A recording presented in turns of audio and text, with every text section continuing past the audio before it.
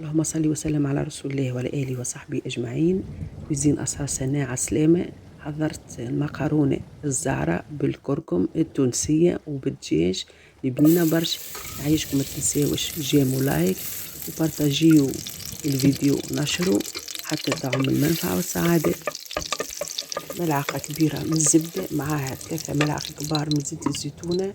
تذوب الزبدة نضيف عليها بصلة كبيرة مفرومة مع ملعقة كبيرة من الثوم المفروم.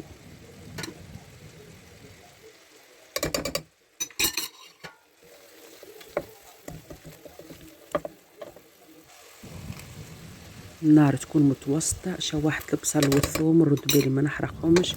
أضفت الملح. بعد أضفت الدجاج. أنا هنا عندي أفخاذ الدجاج. تنجموا صدر الدجاج يكون مقصوص قطع صغيرة.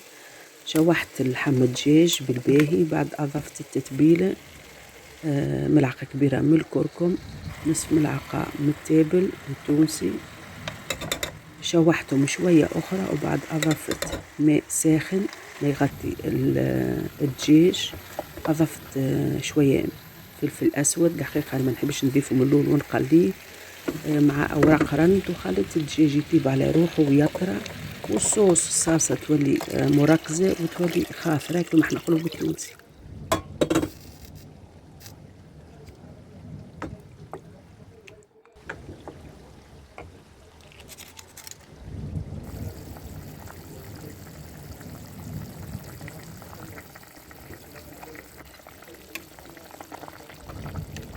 الدجاج طاب وحضر.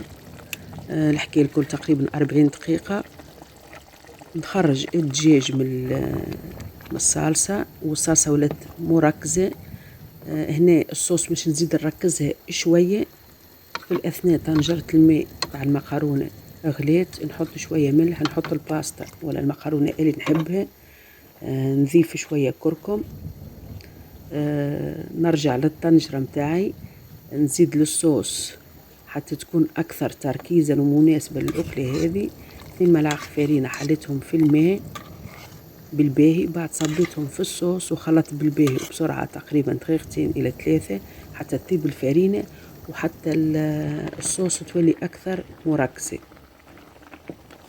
حضرت المقارونة ما نخليهاش تطيب برشا، خليها ناقصة شوية. الصوص نقص في النار، تكون نار منخفضة. المقارونة نصفيها من الماء وبعد نبدأ نضيف فيها بشوية بشوية للصوص ونبدأ نخلط.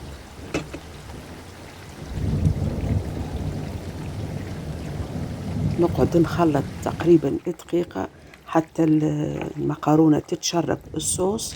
وبعد نطفي على النار. نضيف الجبن أي كان نوعه. أنا هنا أضفت الجبن البارميجانو ولا البارميزانو. خلطت بالباهي حتى ذابت الجبن في المقارونة. بعد أضفت جبن كريمي بالباهي وهكا تكون حاضرة المقارونة الزعرة التونسية بالدجاج على طريقة الشيف سناء.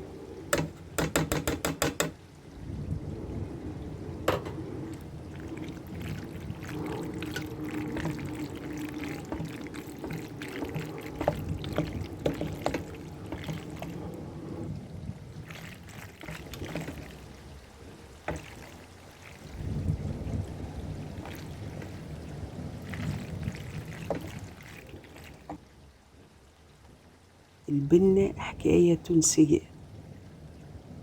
نبدكم من شهيكم وصحة وبالهنا توقفوا بسلامة وتشاو.